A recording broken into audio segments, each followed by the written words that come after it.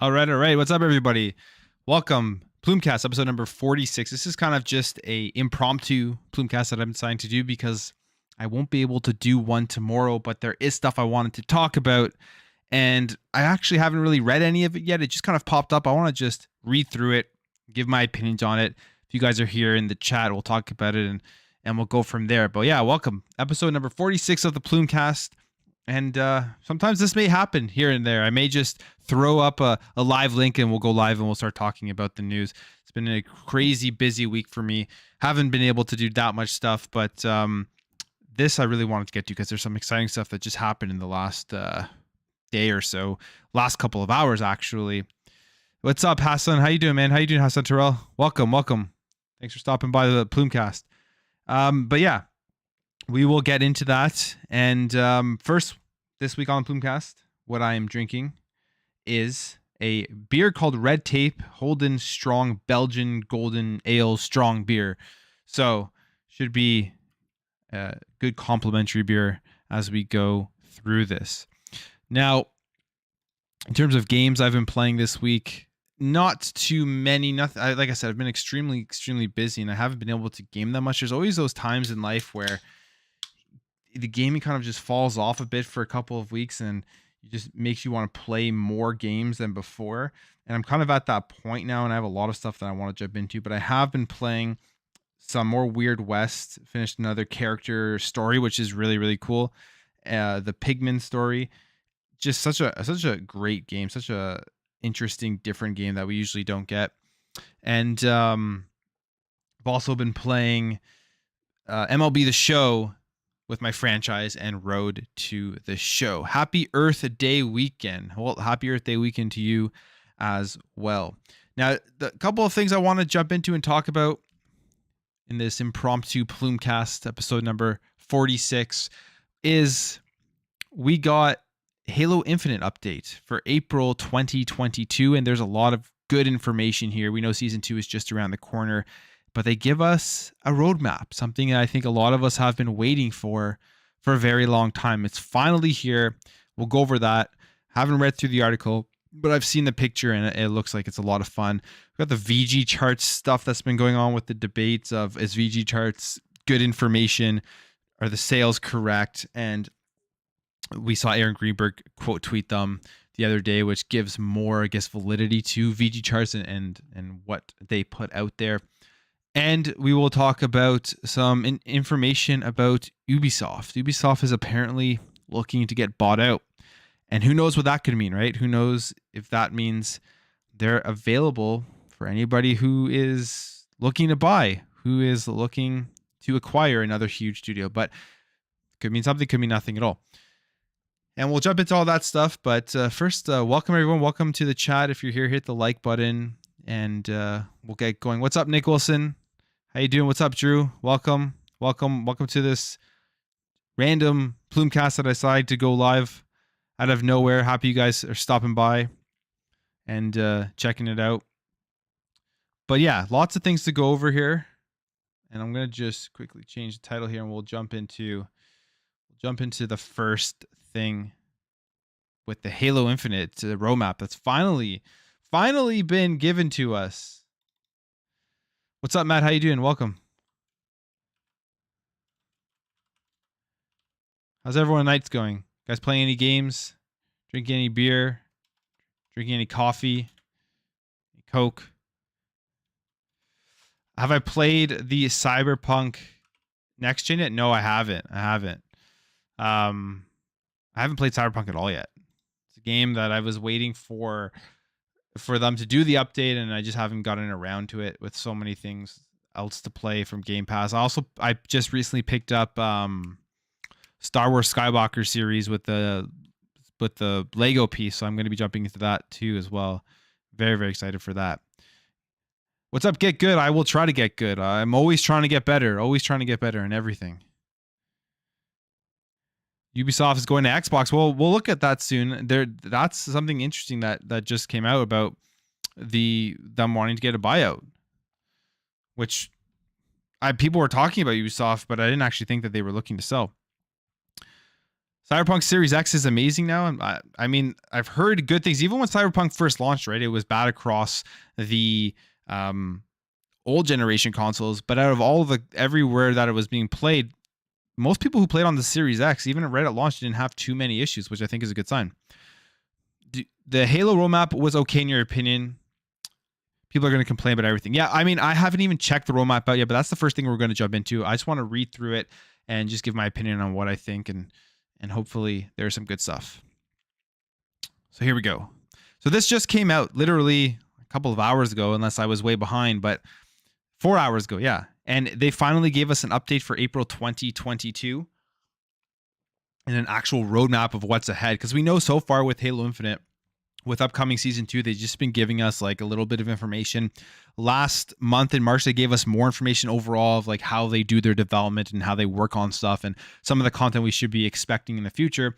But we didn't have an exact roadmap to look at and just be ready for the stuff to come out, especially with a single player campaign. But it looks like there's more information here with this roadmap for season 2 and going forward. So they say here, Season 2 locked and loaded for May 3rd, which is just around the corner. I've been jumping back into Halo in the last 2 weeks. And yeah, there's not that much content and they need to keep bringing more content to get people to play the game. But the core gameplay of Halo Infinite is outstanding. It really, really is. It's so good. It's by far my favorite first-person shooter to play. Halo in general, but Halo Infinite, they've just, the gameplay is smooth. The gunplay is fun. The movement's great. It's like the perfect balanced Halo. And it's unfortunate that the numbers have fallen off because they obviously haven't handled the games as a service style thing as good as they could be. You can tell that they're still learning as they go along because this is the first time that they've really done this. But the core gameplay is incredible. So as soon as the content starts dropping, I think the game is going to get back up there in numbers and explode, especially with like a game mode like Last Part and Standing coming. I think that's going to be a huge hit. I think especially for Twitch and for streamers, a lot of people are going to be jumping into that. So season 2 kicks off May 3rd, and we got a roadmap. And they say, more than anything else, we want this roadmap to be accurate and reliable. This is something that they've continuously talked about. Joseph Staten has said it so many times that they've kind of learned from what happened when they showed off that first trailer of Halo Infinite and all the backlash they got, that they don't want to show stuff until it's ready because it brings them bad PR, and it brings them bad PR, and then they can't deliver on the promises that they are doing, that they are providing to gamers. And obviously you don't want like a Cyberpunk situation, so they're hoping that everything here can be accurate and reliable. Some items and dates are certain, and these are clearly listed. Others are marked as targets or goals. Okay, so they'll give us a kind of an update when that's coming, and they'll become more certain over time. The roadmap timeframe will also expand as we announce longer term initiatives. In other words, this roadmap is an evolving document, and we'll let you know when we make changes to it. So here it is. Here is the actual roadmap itself. So we know that there's 2 maps, Catalyst for Arena, Breaker for Big Team Battle, and then we saw the 2 game modes yesterday that they went more in depth for. Last Part and Standing looks very exciting. And now they're going to be narrative events. That's interesting, whatever that means. Interference from May 3rd to 16th. And then the Alpha Pack from July 19th to August 1st. So I guess there's going to be narrative events now within multiplayer, which I think is a good thing. Maybe, like, what does that mean, though? Is that going to be like movies? They'll probably talk about it further down. There's going to be a new 100-tier battle pass, free armor core, and earnable credits. Fractured Entrenched, that's going to be another event, May 24th to 30th, so something to look forward to in May. Campaign Network Co-op, so not split screen yet, which better than nothing, but I mean, I want split screen, but that's coming late August. So still a couple more months to wait before we get co-op, online co-op for the campaign. Campaign mission replay, late August target. That one's hilarious to me because that's something that I've been asking for so long. And it's, to me, I understand that there's a lot of stuff that they have to work on, but I don't understand how they shipped Halo Infinite without mission replay. That one blows my mind. I feel like that, how can that be that hard to implement into a game? It obviously is difficult because it's not even coming out with season 2. It's coming out in late August. So there's something with just being able to replay missions that they must have, when they were creating this game and coding it and stuff from the beginning, forgot to bake in to make that an easy just switch where you can just load into a mission. But what do I know? I'm not a game developer. Forge open beta September target. So September, it's there's going to be a beta for that before I guess they launch it fully live, and then quality of life improvements. Season 3 starts November 8th. May, June, July, August, September, October. They're doing another 6-month season. Are they going to continue? That's interesting. I wonder if they're going to continue with 6-month seasons going forward, because I thought they had previously said they were going to do the first season as 6 months, and then after that it was going to be the 3 months each. Looks like season 2 is going to be 6 months as well. Obviously, because they're just far behind on the stuff that they want to get out, that they need to buy themselves more time. And within season 3, new 100-tier battle pass, new maps, new modes, new sandbox items, new narrative events, new fracture events, Forge open beta quality of life improvements, and campaign split screen co-op. Timing to be determined. So that's another one that they are going to probably push off later into season 3. I wonder if it's because they just don't value co-op as much as other things, so they push it on later into these seasons. But that's some good content that will definitely bring people in, at least for the first couple of months of this release. But they don't really say anything here about campaign, unless the narrative events are more campaign additions. But the picture they have there is multiplayer. I'm not sure. Let's go see if they talk about it here. The roadmap reflects the same studio priorities that we shared back in March. Addressing issues negatively impacting player experience, completing Season 2 and delivering it as promised on May 3rd, continuing to work on campaign co-op Forge and Season 3, with a priority 0 of team health and getting ourselves into a sustainable development rhythm so that we can deliver a great experience to all of you while maintaining healthy work-life balance. You'd think that they would be in a rhythm by now. But hey, they're still working on that, I guess. We know we need to deliver more content and more features more quickly. Staying true to priority 0 means that sometimes we need to slow down in order to stay healthy and move faster later, but we're also aggressively looking at ways to accelerate. They want to bring the Forge toolset into our hands sooner rather than later. That's why I guess they're doing the beta at first to make this happen. We're targeting a Forge open beta later in Season 2. Decided to forego a large-scale formal flighting program and go right into open beta. That's cool. So they're just going to give it to us so everybody can jump in rather than just a select few people, which isn't bad. I think that's actually a pretty good thing. More people are going to be able to already start making content sooner rather than later. I'm sure there'll be a lot of bugs with it if it isn't ready, but hey, hopefully you'll still be able to jump into the maps that people make. This approach, you can get the core Forge tools out to everyone quicker while also remaining focused on our core priority, continuing to improve foundational aspects of Halo Infinite. Okay, that makes sense. As we continue to improve and ramp up, please understand that all of us at 343 are fully committed to making Halo Infinite the best experience ever. The primary reason that we're extending Season 2 is to give us time before shipping another season to fully address quality of life. Well, quality of life, the things that they need to address right now, the big thing is still the cheating on PC. I think that's still a major issue.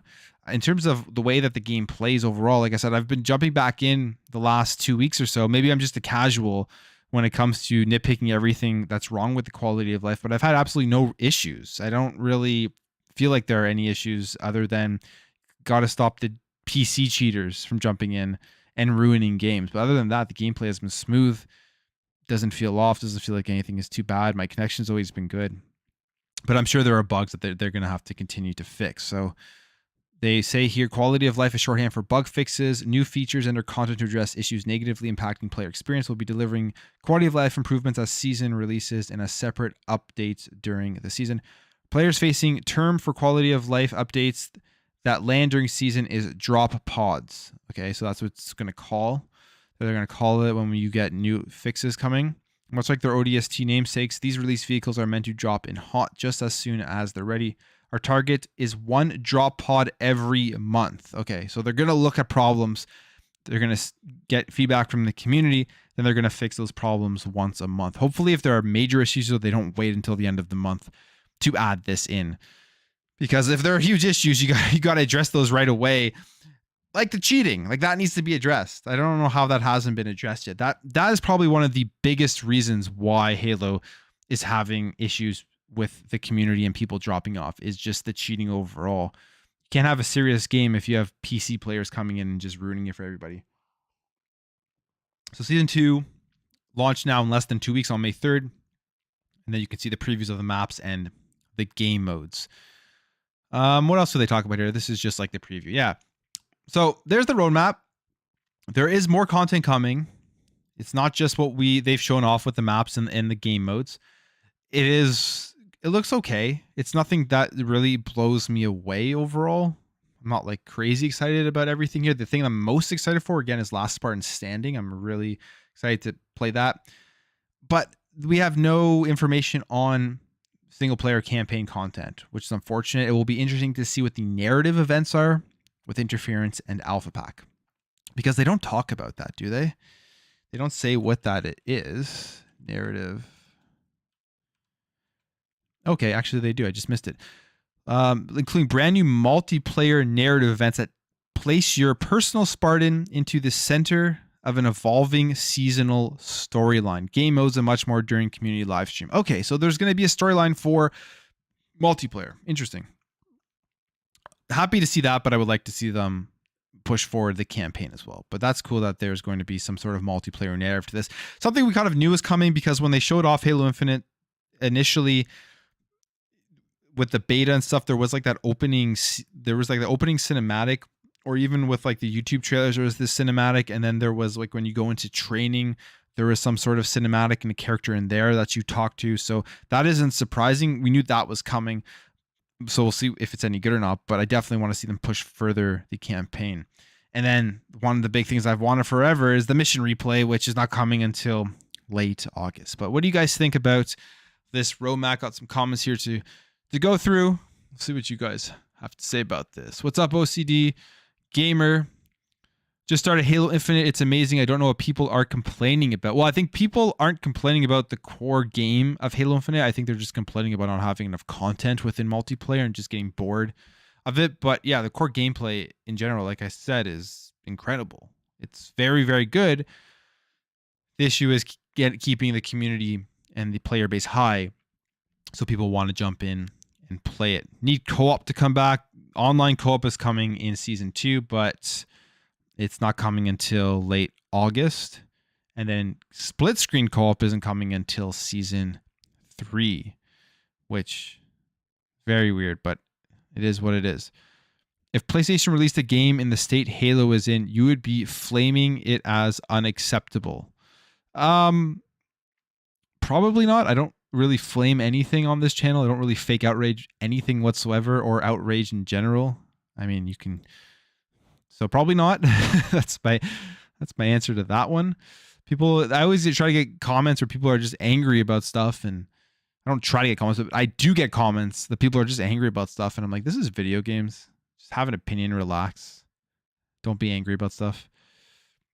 There's a lot of different things in the world. Also, Xbox is not interested in making games anymore, clearly services only, but they have it backwards. Dumping stuff on Game Pass isn't valid. I mean, that's completely not correct. There's a bunch of single player games that they're working on. They have probably the best studios for Western RPGs in the entire gaming industry, with the amount of Western RPGs that are coming out. You have a game like Hellblade, you have a game like Indiana Jones. Those are all going to be single player narrative experiences. So that's definitely not true. Hey, what's up, Josh? Welcome. Forge mode should be their biggest priority. Yeah, I mean, just to get content. I agree with that in a way, that just to get more content in there where people can always jump in and try something new. So I think they kind of have the same idea, where they're just giving out the beta first rather than to everybody, an open beta, so they can get content quickly. But it's obviously still not close to being ready, because they're not releasing it until September. So still a ways away, which is unfortunate. 6 months. This is an Xbox $1 billion franchise. 6 months for the seasons. I don't know why, because I thought they had said 6 months for the first, and then 3 months after that, like regular. But they're going 6, and we'll see how long season 3 lasts. They obviously just don't want to release anything broken or that is bad quality. They want to make sure when it comes out, people are happy with what's there. The issue with that, the fear with that is, will people be there when this content releases?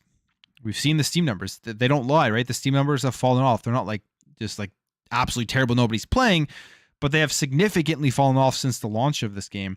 And if people, I think the issue we're going to see here at season 2 launches, and I wonder if this was going to really hurt the game, but are all those people that have stopped playing after they finished the battle pass, are they going to come back? Like, or are they playing something else that they're hooked on? That's the thing that they're going to have to contend with, is if someone's hooked in another game that's keeping them coming back every single day, they may not come back to Halo Infinite. And we'll see what happens with season 2. When I know it's PC cheaters, I throw my peace sign and go find another game. Yeah, it's ridiculous, but you can just turn it off, sort of. I think it works if you go into your Xbox settings and just get rid of the crossplay. I believe that should stop it, but some people have said that it doesn't work. But hey, yeah, I try not to play with PC gamers just for that alone. This is frankly bad news. I think it's like mediocre news. I don't think it's bad. I think it's okay that they've given us a roadmap. I think it's good they've given us a roadmap so we know what to expect. I just wish there was a bit more, particularly for the single player side of things. But maybe that's just not in this update. Maybe this is only focused on the multiplayer side of things. You can't add 2 maps here. Yeah, I agree with that. Actually, I definitely do agree with that. They definitely do need to add more maps on that one. All right. I mean, you'd be the softest for sale. I don't know what that comment means, but yeah. So here's the roadmap. Here's where we are with Halo Infinite May 3rd. Just get ready to jump back in if you haven't been playing in a while. And Last Spartan Standing, I think, again, it's going to be very, very cool. All right. If they do 6-month season 2, season 3 lines up with their 1-year anniversary and holiday for their Battle Royale release. Hey, yeah, good point. I didn't think about that. And people are saying that Last Spartan Standing is like Battle Royale light. So Certain Affinity is going to be most likely making a big Battle Royale game. And I'm sure they're going to be looking at a lot of statistics from Last Spartan Standing to see how people interact and how people like it. Okay. So anyone just jumping in here? This is just an impromptu Plumecast because I'm not going to be able to do it tomorrow. I haven't really gone through any of the stuff yet that I'm going to talk about, so bear with me. I'm going to read through it and give you my live thoughts and opinions on this stuff. Next thing I want to talk about is VG Chartz, because that's been pretty interesting.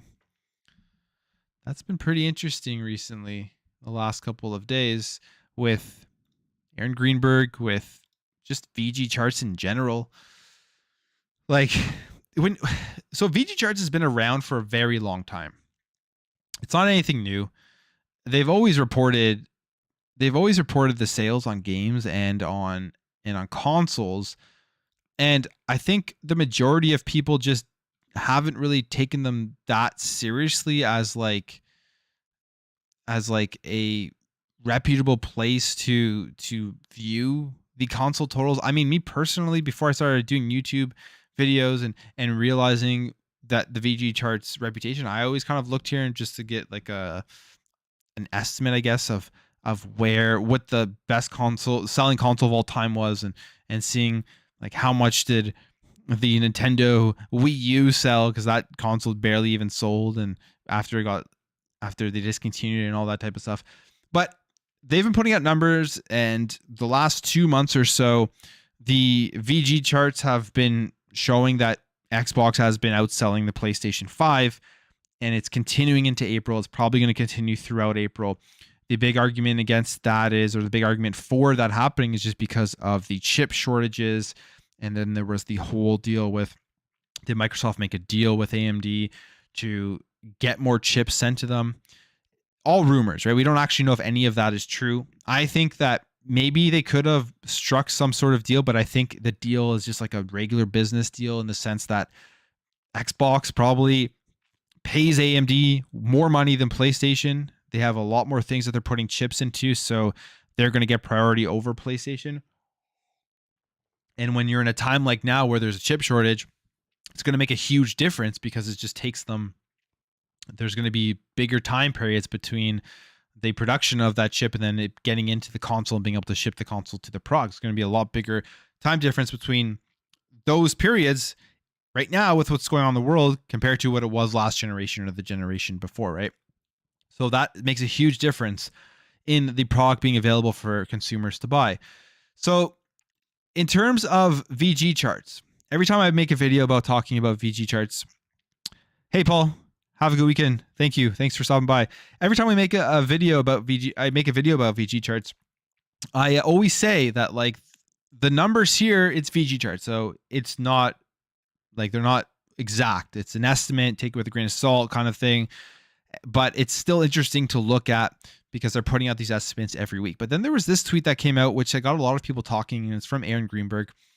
And it says, thanks to all the people who have helped support the growth and adoption of Xbox so far this generation. Lots of work ahead, and hopefully supply continues to improve globally as well. And he's quote tweeting a VG charts thing where it's showing that the Xbox Series X and S, in comparison to the Xbox 360 after 3 months, has outsold it by about 4 million units. And that's huge because the 360 is known as an extremely successful console. Like when you think about that generation, especially in North America and in parts of Europe, like the UK and stuff, right? People attribute that generation to the Xbox 360. So it was a very successful console, and the Series X and S is seemingly doing better than it. Aaron Greenberg is tweeting this out, which I take away from this is just the fact that, yeah, these numbers aren't perfect, but they're close enough, and Xbox is doing very well. We saw that overall in total platform sales right now, I wonder if it's here on their list. PS5 is at 19.25 million, and the Series X is at 14.05. So they're seemingly 4 million behind the PlayStation 5, which I think is a very, very small margin, especially when you think about the difference in strategies between these two companies. I would say that if these numbers are correct, Xbox overall is performing overall better this generation just because they have their ecosystem and they have people that don't need to buy their console to jump in to play the next Xbox Series X and S game. So they're probably extremely, extremely excited about that. And they know that they're just doing very well in North America, but what they have to do going forward is expand into other parts of the world. We saw PC Game Pass expand into Southeast Asia this past week, which is going to be a big thing to get more people signed up to Game Pass.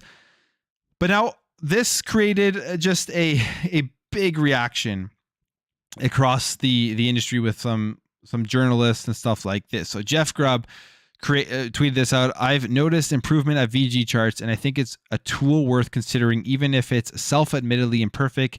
If people know the real numbers, just leak them instead of whining about VG charts in 2022. And he's quote tweeting this guy here, who I had no idea until this all happened that he is now the person who has taken over VG charts estimates. Says, I took over VG charts estimates in 2017 and can say we have the limited available data, Famitsu, GFK, NPD, etc., historical figures, and retail availability, then extrapolate that to get worldwide estimates. As more data comes in, I make the necessary adjustments. I know VG charts doesn't have the best reputation, but since taking over hardware estimates, I like to be as open as possible about our estimates.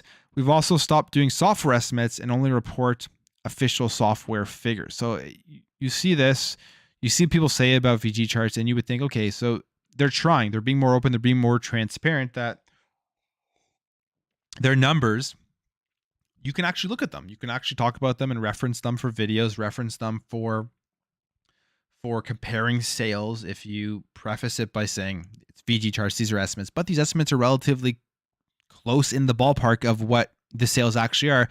You see Aaron Greenberg quote tweeting it. So you have more trust in the numbers that they show, but this caused like a kind of an argument here, which was interesting. You have Daniel Maud, who I follow on Twitter mainly just because he shows some of like a lot of the numbers and stuff too about sales and how games sell and all that type of stuff. I'm not sure if it's his own or if he's just quoting MPD, but anyways, it says here, this is a very irresponsible tweet when the site very recently had the PS5 over 1 million units higher than what Sony reported. Then Jeff Grubb replies, VG Chartz lied. People died. Come on. People guess all the time on the internet. MPD used to extrapolate before map. They very much admit that they are doing so. I don't use them in my reporting, so I think we can all just relax. Now, the thing here is that it's true. People guess all the time on the internet. You have blue check marks or journalists or whatever always just throwing stuff out there with predictions, with rumors, and a lot of the times these things don't ever come true. So the anger around using the VG Chartz number after it's come out that not only have they've improved their processes, but Aaron Greenberg also kind of, I guess, semi-approves it with his quote tweet is kind of ridiculous. And he goes on here on like just a rant over the entire thing about VG Chartz. But the hilarious thing of all of this is to back up his point, I guess, against people saying that they're more reputable now because Aaron Greenberg quote tweeted is he posted this tweet from 2010 where Aaron Greenberg at the same time said that the sales reports from VG Chartz, why do people release info as official when there's no source or science behind the numbers? Which again, that was during the 360 era. Do we know how much 360 sold? We know that it sold very well, but that was 12 years ago. Obviously, your opinion can change. Obviously, websites can improve and the overall numbers can improve. And the guy who's running VG Chartz seems to be more reputable because he's more transparent on everything that he's doing. But all of this to say, going forward, the platform totals for VG Chartz should be taken with a grain of salt, but they seem like they're in the ballpark of what's going on, which is painting a very interesting picture here of PS5 versus the Xbox Series X and S in sales. And are these chip shortages, how much are they going to hurt PlayStation 5 in the long run? And is it going to continue to force them to kind of expand their strategy going forward with the stuff that they're doing with the PlayStation Plus? Because when your only avenue for certain games, for their first party games, like when God of War comes out, that makes you think God of War Ragnarok. We also saw this today where God of War Ragnarok, the director or whoever was, said that God of War Ragnarok is coming out in 2022. There's nothing to worry about. But if there's a chip shortage throughout the first 4 months of this year, and this continues on until, I don't know, maybe like September or even just like August or throughout the summer, and PlayStation and God of War is a PlayStation 5 game, you would think that that would be something to be very concerned about for them, because that could hurt the sales with a title as big as God of War Ragnarok. Less amount of people are going to be buying that game when there's less PS5s in the household because they've been held back by the chip shortage. And yes, I know they're not going to sell 19 million units of God of War right away when the game comes out, but the more units, if that's your strategy, the more units you push out there, no matter what, it's going to give you a bigger percentage of people that are going to go and run out and buy that game when it comes out. So this, I think, is going to really push PlayStation to have to adjust further into following in the footsteps of the ecosystem stuff. And I think overall this is a good thing because Xbox is selling very well. They're increasing their subscriptions. That's going up, or hopefully going to be seeing more numbers on how many subs that they have. And this generation, with just because of these sales alone, is going to be a lot closer than general. We get more good value, more content because there is all this great competition. But yeah, VG Chartz. Apparently, it's being backed up now by Aaron Greenberg, or he's just happy to see that these sales numbers are very, very high.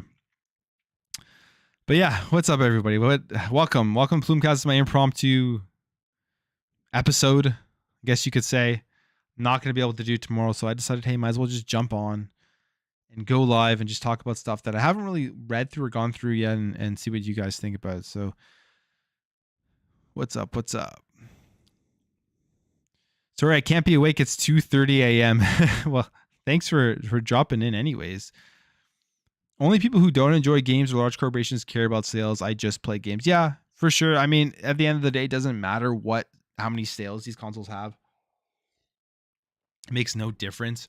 Only thing it makes a difference of is like if you only have one of these consoles, you kind of want it, and they're whole strategy is like PlayStation, or even not, like just in general, if you only have one platform, you want it to succeed in general, because if it doesn't succeed, the support from third-party developers, the support from the industry just won't be there. So you always want, if you only have one, right? That's the issue with only playing on one platform. But this generation, it's just like, it doesn't really matter where you're playing.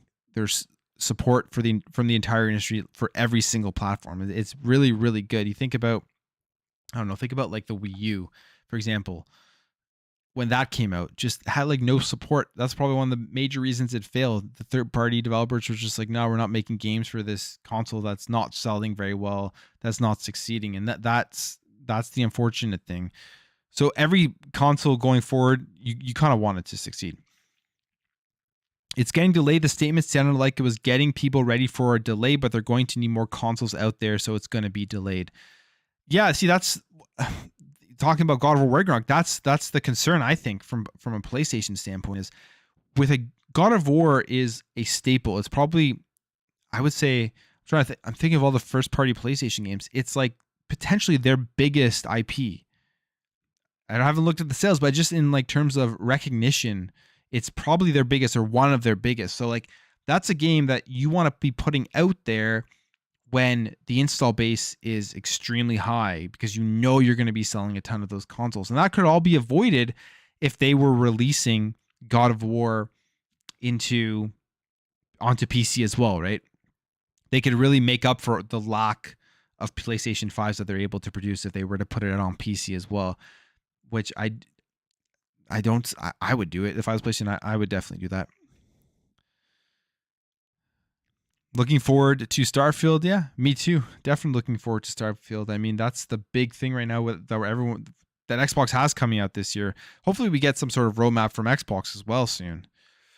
95% of games are multi-platform, so nobody's really missing anything important. Yeah, that's true. Most games are multi-platform, and most gamers play multi-platform games. That's another thing about first-party exclusive games. The majority of gamers who own a console are not playing the first party exclusives mainly. They're playing all of the multi-platform stuff. May is looking like a great month for Game Pass. It is definitely looking like a great month for Game Pass with like all of the indie stuff. Like Trek to Yomi looks really, really good. I can't wait to see play that game. And in general, indie games have been so good so far in the first 4 months of the year. The thing with Xbox right now is they haven't given us like a roadmap, all their first party stuff, or they haven't given us a big hitting game from their first party studios, which I don't think it's a good thing. Don't get me wrong. I think it's bad. I think Xbox needs to really focus on the studios they have and start releasing a game like every 3 to 4 months from their first party studios. But the indie games, people never talk about them enough. They are absolutely incredible. The ones that are coming out onto Game Pass, with like Nobody Saves the World, with Tunic, with Weird West. We have Trek to Yomi coming. There's a game called Loot River that's coming out that looks like a ton of fun. And there's so many other ones I'm sure I just haven't played yet. But there are so many games that keep you occupied that are very, very good that people don't give enough credit to, because they aren't the big AAA games with the shine and the marketing and all that type of stuff. If my life was gaming, maybe I'd get a PlayStation, but I have a wife and kids. No way, even if I wanted to, just not enough time. Yeah, for sure. I mean, even me personally, I have all the consoles, and my PlayStation 5, honestly, I haven't turned it on. I'm trying to, I can't even remember the last time I turned it on. It must have been after I think it was after Ratchet and Clank. Maybe I turned it on like once or twice to play, I don't know, a free PlayStation Plus game or something, like for 30 minutes. But it's honestly, I'm not even trying to hate on PlayStation, because I'm going to be playing God of War when it comes out. I'm going to be playing whatever other stuff comes out. I didn't play Horizon. I never got into the first one, so I didn't jump into Forbidden West. But in reality, it's a waste of money for me. I wish they would just put their games on PC, because it just sits there. It just sits there and it really does nothing until a game comes out that I want to play. Which last one was Ratchet and Clank. I've always loved Ratchet and Clank. I've played them all the way back to when they first came out on PS2. So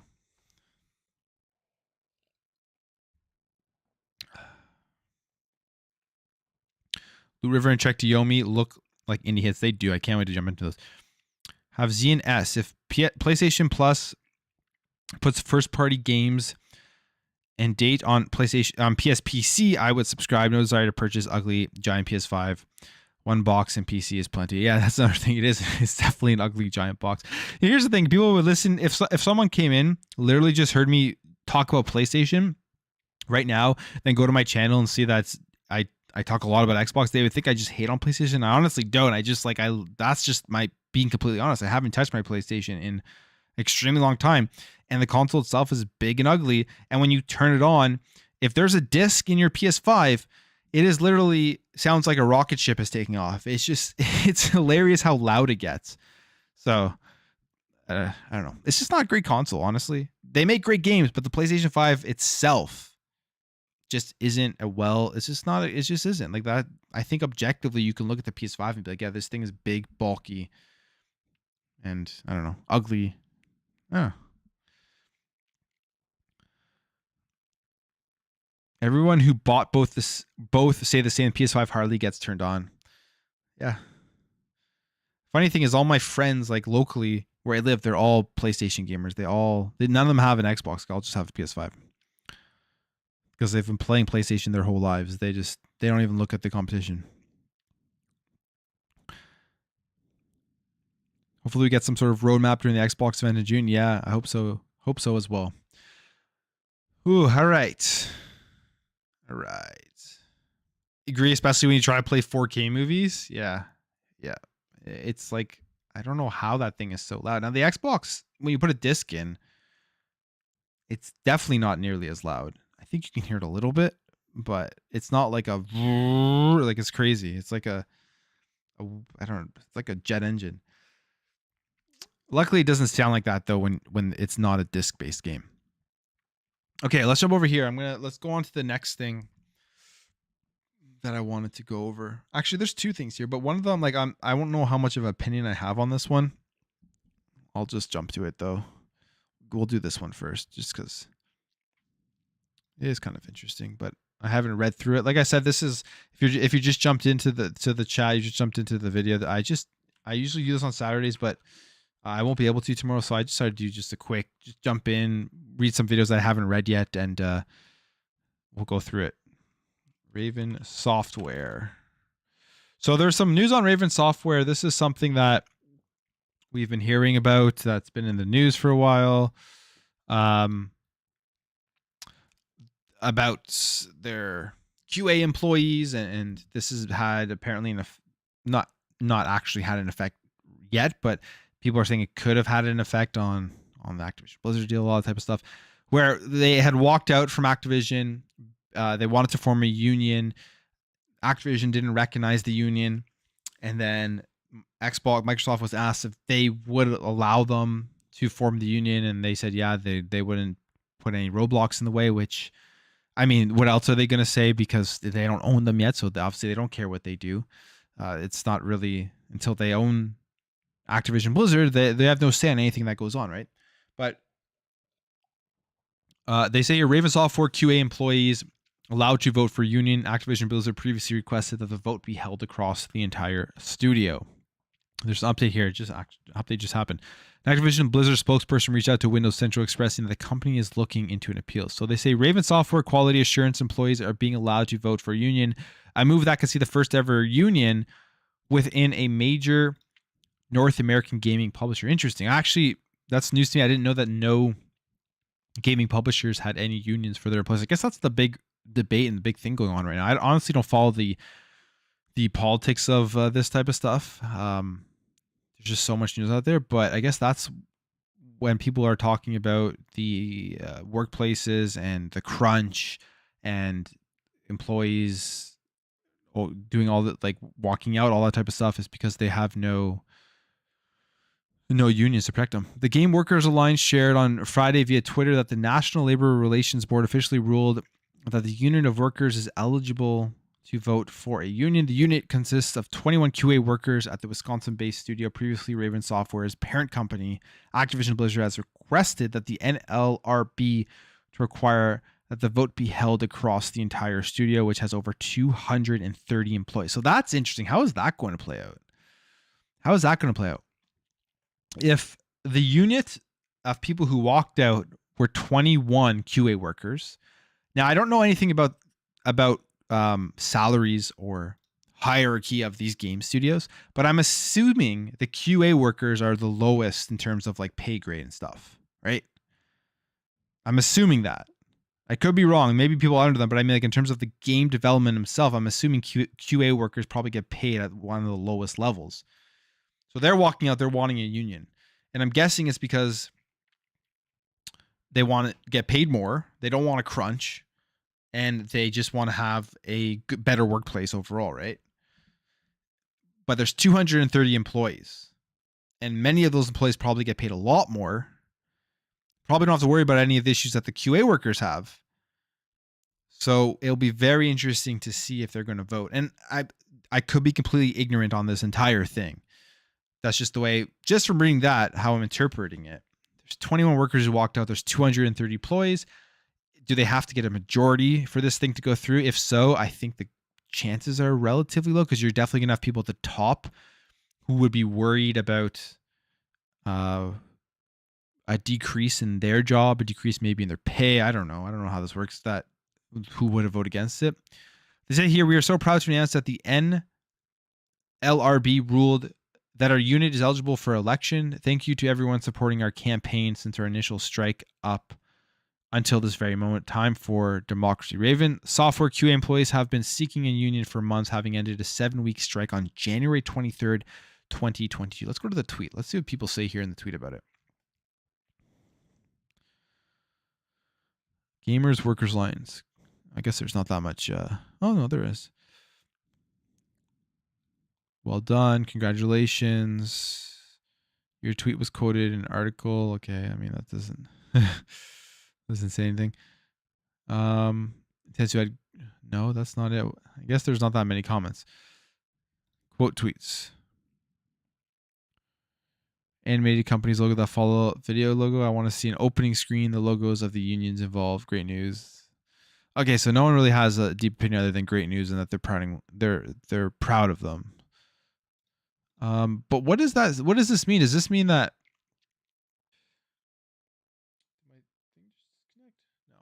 must turn in their ballots by May 20th, 2022. The vote will be counted on May 23rd, 2022. Activision Blizzard recently announced that it was converting over 1,100 part-time QA workers into full-time employees with pay increased at least $20 an hour. That was like the response, right, to the union walking out, and as to why they didn't recognize it. They were just saying that they were transferring over 1,100 part-time QA workers. Who knows if that's true, like how that ended up. QA employees at Raven Software seeking union recognition were not included in this number, with Activision Blizzard saying these workers were legally ineligible for the raise. I wonder what that means.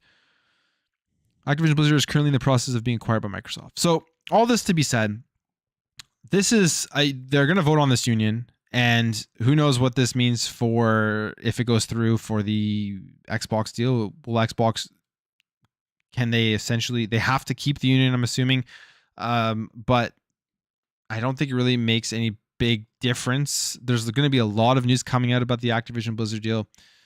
We saw a judge yesterday as well dismiss a lawsuit for the deal that had to do with the fact that we know there's investigation going into insider trading. We know there's been all of the harassment claims and all the harassment things going on within the court, which devalued the stock. And then when Xbox bought Activision Blizzard, the stock shot up and they bought it at $95 per share. So there's a lot of people out there that think that Activision Blizzard is worth more than $95 per share. So if you're a shareholder, you should vote against this deal because you're going to be making less money than if you were just to hold this stock in the long run for the share to go back up past $95 a share, because we've seen it at like $105 per share, right? But yeah, that's that. I mean, I don't really have too much more to say about this. We'll see if this union goes through, if it's for the betterment of the, I don't know all the union stuff. I don't know what's going on at Raven, but it sounds like it will be for the betterment of these employees because of everything we've heard of Activision Blizzard. So good luck to them, and hopefully they get what they deserve throughout this entire thing. But it's just interesting to see how this has progressed, because I think they were worried that they weren't going to be able to vote for a union, and now they're going to be able to vote for it. All right, let's see. Welcome, everyone. Welcome. I guess my stream did disconnect there for a second, but welcome back. Yeah, I can see. Wow, it's the first time Crap Boy has been back in my stream. Is it trolling? Let's see what he has to say here. PS4 sounds like an airplane. Interesting. Even with the disc, PS4 sounds like a jet fighter. Oh, wow. He's actually trolling against PlayStation. What a turn of events. Oh, my goodness. All right.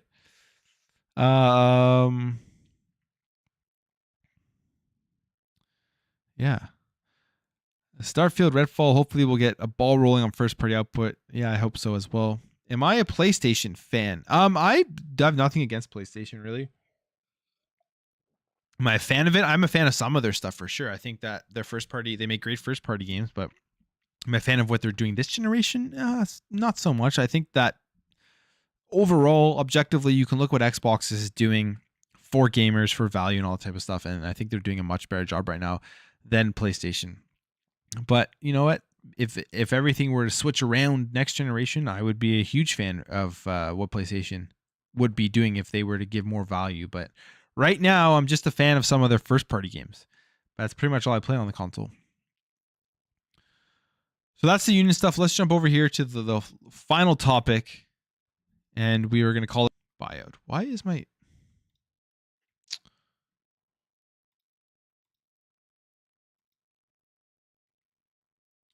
All right.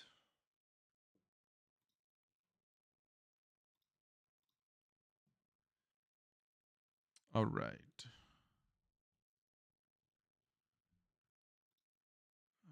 Let me just...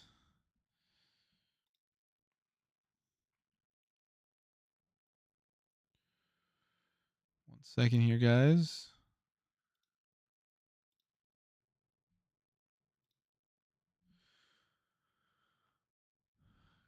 What's up, Andrew? Thank you for stopping by. Sorry if my stream has just been randomly disconnecting twice there, but it is what it is. But let's talk here about this news that literally just happened today. Literally just happened a couple of hours, maybe like 2 hours ago or so. 3:24 CGT, whatever time zone that is. But that is that Ubisoft could be a new buyout target, and will Sony or Microsoft buy them? So it says here, Ubisoft is the games industry's latest buyout target, but a higher $5.2 billion valuation signals Microsoft or Sony may bid. Now, $5.2 billion really isn't that much money for Microsoft. I mean, we saw what they spent just on Activision. We saw what they spent on Bethesda. And arguably, I thought Ubisoft was bigger than Bethesda, so $5.2 billion valuation, it really doesn't seem like that much for Ubisoft. I thought it would have been more than that. I thought it would have been more expensive or valued more than Bethesda. So if they're looking for a buyout, I think somebody's going to be bidding on it from the big companies like Microsoft, potentially Sony. But they say here, as gaming moves towards subscriptions and digital offerings, content IP, and manpower are the industry's most valuable commodity. Companies with powerful networks, ecosystems, and infrastructures like Microsoft have made huge buyouts. We know the Activision Blizzard, Zynga merging with Take-Two for $12.7 billion. That's another one that you don't think about too much. But Ubisoft is one of the few targets left. The publisher is a high value target with multiple billion-dollar franchises, and they have some big franchises that would be, these companies would be chomping at the bit to get. Assassin's Creed, Rainbow Six, like those two alone, I think would be just extremely huge. Far Cry, and so many other ones that it would be huge if somebody picks up Ubisoft, and they're moving into games as a service. So that's where the industry is going. I mean, they already are kind of, but they're moving more into that. We're hearing about the next Assassin's Creed with Assassin's Creed Infinity being more of a games as a service. That'd be stuff like that is what companies are wanting to do, more subscription based stuff. So they say here the report doesn't mean Ubisoft has been dealt an offer. The firms are discussing whether or not they'll allocate capital to a possible bidder. Ubisoft has dealt with acquisition offers in the past and staved off hostile takeover attempts from Vivendi. Ubisoft's $5.2 billion valuation means that only gaming upper echelon are the most likely choices for offers. The list includes Tencent, Microsoft, and Sony. However, companies like EA could drum up deals similar to the one that Take-Two made for Zynga. In February, Ubisoft CEO Yves Guillemot acknowledged that buyout offers will be reviewed by the board, but stressed that the company does not need the help of an external partner. Ubisoft can remain independent. We have the talent, financial scale, and launch portfolio of powerful IP. If there was an offer to buy us, the board of directors will review it in the interest of all stakeholders. But apparently it looks like they are looking to be bought. There was a Bloomberg article that's, pop it up here, that they are taking offers. They are looking at a potential buyout. I'm going to go through all that stuff here. And it is this here. Ubisoft is in the very early but not serious talks with several private equity firms such as Blackstone and KKR. Meaning that, hey, they're open. They are open to a purchase. Now, what does this mean? Is Microsoft going to buy them? Is PlayStation going to buy them? It's hard to tell. It's hard to know. $5.2 billion valuation. I don't know if I'm assuming PlayStation can afford it, but Microsoft can definitely afford it. And we're seeing what Xbox has been doing with Ubisoft lately, with 2 games, Assassin's Creed Origins and For Honor, coming out onto Game Pass in 2 months. Ubisoft Plus coming over to Game Pass at some point in the future. So that they're building that relationship with them. We've kind of seen them do that previously, building relationships with companies. And actually, that's not true, because with Bethesda, they just kind of went out and completely bought them. No one saw that coming. Nobody saw the Activision Blizzard one coming either. So we've seen them build relationships with like EA, where then EA Play came onto the service. But would Activision Blizzard be, or would Ubisoft be a good purchase for Microsoft? I think anyone who gets Ubisoft will be a good purchase. Ubisoft gets, people complain about Ubisoft a lot. They always make fun of like Assassin's Creed. They always make fun of Far Cry and all that stuff. They say it's always the same game. But if you've actually played through those games, they are a lot of fun. And if you're an Assassin's Creed fan, if you're a Far Cry fan, you are enjoying the Ubisoft games. I mean, I put over like 120 hours or 110 hours into Valhalla. Really, really enjoyed that game. A lot of people hated on it because it was just a big open world map with lots of stuff to do. But I found a lot of the stuff that was in that game was really well done. The environments are incredible. The way that they just create these vast worlds that are so lifelike, like in terms of like one-to-one with like the buildings and how they represent real historical places. I find it's just absolutely amazing. We've seen that, even the stuff that they do, even used in like classroom settings to teach kids about history, right? So I think they do a lot of good stuff. Far Cry 6 as well was one of my favorite games last year in terms of how fun it was. So when they have IPs that are that great, another one, Immortals Phoenix Rising, that's one that flies under the radar. It's a new IP from them that I hope they build on and they make a second one. That game, if you haven't played that yet, I highly recommend checking it out. Then you have Rainbow Six, right? Rainbow Six has always been big. Rainbow Six Siege is still going. Still lots of people play that. So they have some very, very powerful IPs that I think if whoever were to acquire Ubisoft, if it was like a Microsoft or a Sony, it would be a good move, and I think it would make them money in the long run. But I think, honestly, at the end of the day, a Ubisoft acquisition right now makes more sense for PlayStation from what they're trying to do, which is build upon their games as a service. We saw that with the purchase of Bungie, and with Ubisoft titles moving more to games as a service, it would make the most sense for them to do that. And I wouldn't be surprised, honestly, if Sony came out and announced this, that they were looking into purchasing them, because it just, if they want to move to games as a service faster than they are right now, because that's the future, they're going to have to at some point move over and to be able to continue to compete from just making the linear single player games where you make $70 or whatever it is, not even $70 because I think it's like maybe 50% of that. I'm not sure what they make from the actual sale of the game.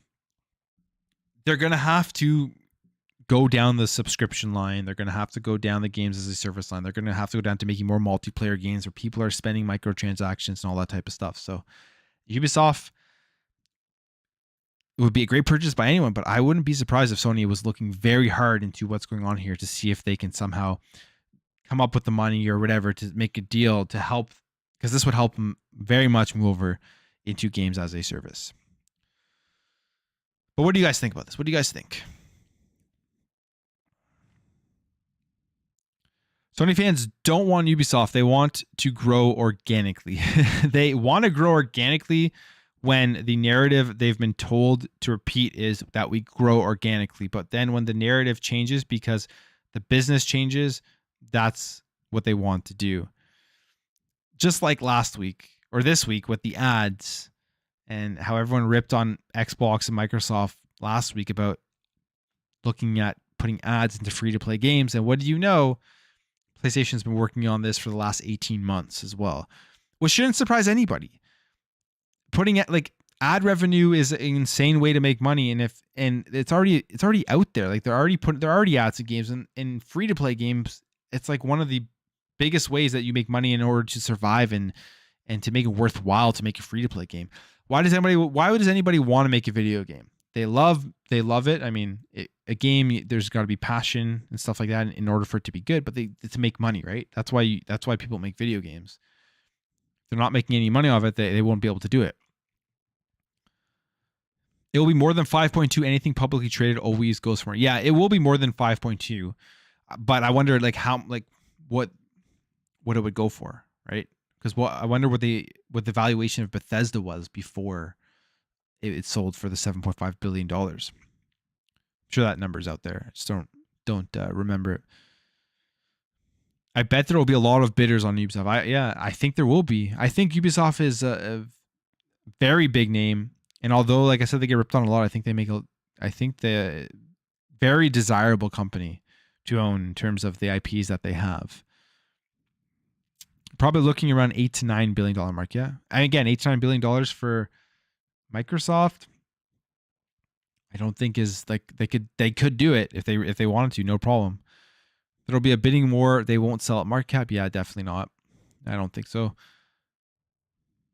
Find it weird considering the whole Vivendi thing. Maybe it just wasn't the right number that they wanted. Microsoft can pay $10 billion from so whoever bids on this, I don't know, like Blackstone. I don't know. Blackstone worth. So I guess this is the company, right? Their market cap is $143.25 billion, far less than Microsoft, right? What was the other one? What was the other company? What was the other company? KKR. $48.25 billion. Again, not very much.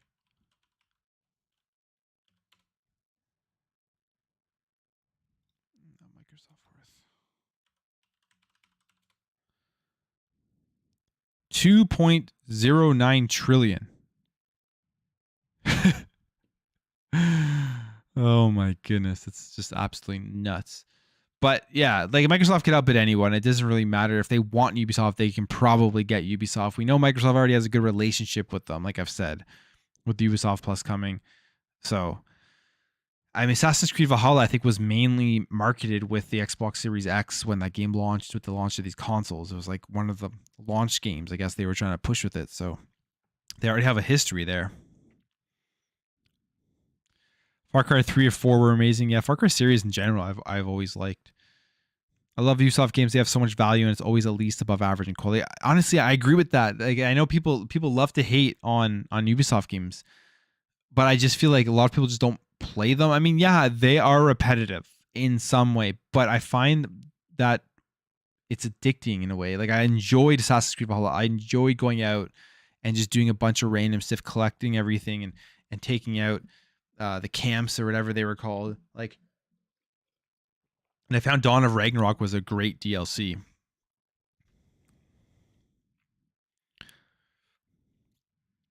Would give Sony a good first-person shooter and another popular third-person game. A popular third-person game that they're turning into a games as a service. I love the Crew games. I've never played the Crew. I hope to God Xbox buys them. Will you do a live stream where you playing games just like the last year? And you do remember playing? I do remember playing MLB last year when it launched. I do. I've actually been playing MLB this week. Sony's the console market leader. Wouldn't this be a monopoly? I don't think so. I don't think so because I don't know. I don't think so. If PlayStation bought them, yeah, probably would mean Ubisoft Plus would never come to Game Pass.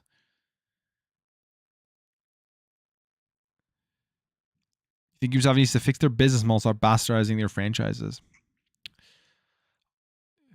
Be a better fit for Sony. Yeah, I agree. Don't want anyone like Blackstone getting their hands on it. I don't know. I don't really know anything about Blackstone. I know Black Rock. Is that the other one? Like the one that people always talk about? But I would say generally you probably don't want just a random company. What do they do? It's an American alternative investment management company based in New York City. You probably just don't want an investment company owning a video game company because you know every single move will have nothing to do with what can just give us the best games possible. It'll be what can make us penny pinch for every single dollar we can get out of a consumer, right? So yeah, I probably would agree with you on that. Are Canadians' house smell like eggs? No. Ubisoft have over 19,000 devs. I want Sega. Sega would be cool. Or all American house smell like eggs. Okay, Bob, I don't know what you're talking about here. Sega Sober Remedy, Arc System Works. Yeah, I mean, I've been seeing a lot of those like eyes on Twitter, those looking eyes. People are saying there's like a big announcement or something happening with Xbox soon, but who knows what that means. Like I talked about last week. Also, there's this thing here which was really cool, which was this Ninja Theory shares a rendered screenshot as a work in progress from Senua Sega Hellblade 2. This game is gonna look just insane. It's just gonna look insane. I can't wait to see what just graphically looks like. Even if like you don't play through the game, like even if you're not a Hellblade fan, just looking at the graphics, you got to pull it up on your Xbox just to see what it's gonna look like. Because it looks, I can't wait to see what Ninja Theory is gonna be able to pull off, and hopefully they don't disappoint. But man, does this look realistic? Looks really, really good. But yeah, like in terms of the acquisitions, I talked about this last week. It's like I just don't think that Xbox needs to acquire anybody right now. I know everybody always wants to see that, but until they start releasing games every 3 to 4 months, people are going to be, what's happening right now. People are going to be like, oh, it's dry, blah blah blah, and pushing out all these like I would say false narratives that Xbox there's nothing to play right now because it's dry, there's no games. Yeah, sure, there's no big first party games, but if you literally took 5 minutes and looked at what you can play by signing up to Xbox Game Pass, it's unlimited the amount of games you can play. Plus, there's so many games that have come out over the last year, there's absolutely no way everybody's played all of those games. But I understand the want and the need for the hype of something new to come out, and it gets you excited. And that's why backlogs never get completed because they're always looking for the next big thing. But Xbox just needs to get that roadmap. They need to get that launch every 3 to 4 months.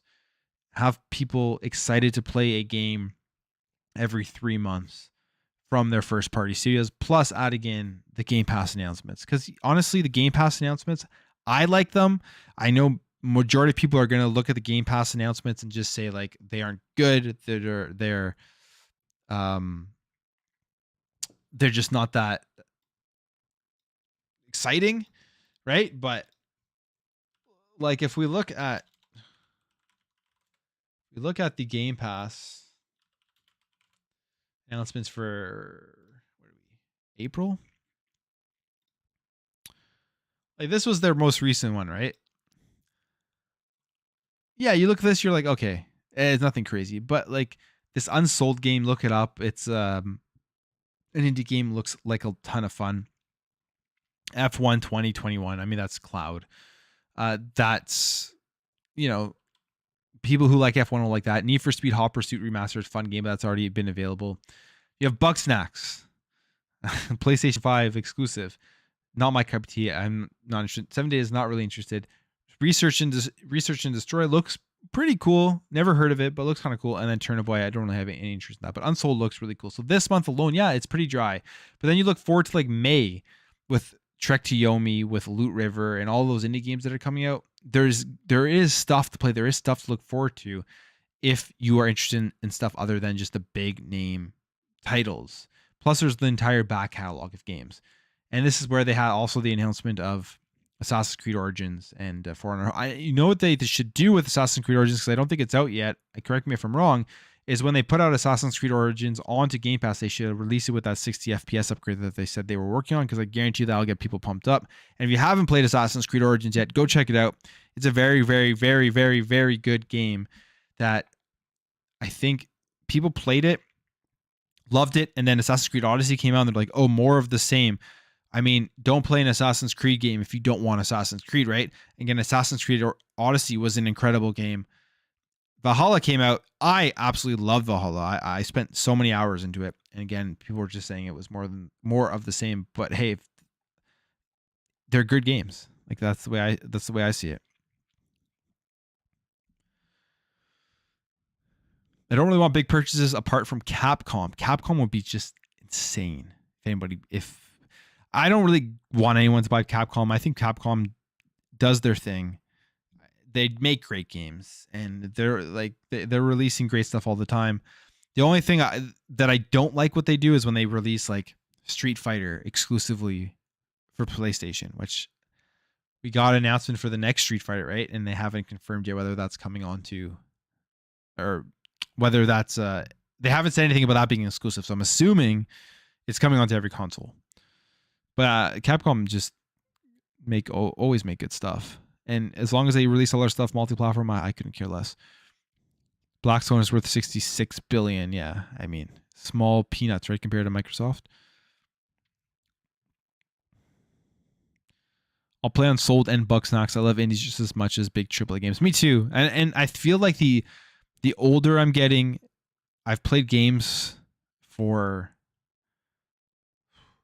forever now, so dating all the way back to like Super Nintendo and a lot on the PS1 stuff, that I used to be always pumped up for the AAA games, but I've played so many more indie games over the last, like I'd say 5 years, that I've realized that indie games are where it's at if you just want something that completely different. You're tired of all the same stuff that comes out. Ironically, as I just talked about Assassin's Creed, which I absolutely love, but you're tired of like just like the same shine and all that kind of like the cinematics and I don't know, all the stuff that goes into AAA game. You just want something completely different, that super creative, that you would have never thought of. There's so many great indie games to check out, and they're fun. And the great thing I love about indie games the most is that they focus on gameplay as their core mechanic, at least the ones I've played. I have not played Postal 4 or 2, whatever that is. If Xbox have Ubisoft, they will have games to play in Game Pass every 2 months. Yes, that would be nuts. That would be nuts. All right, well, this was just impromptu Plumecast, because I'm not going to be having it tomorrow. I may do this more often than not.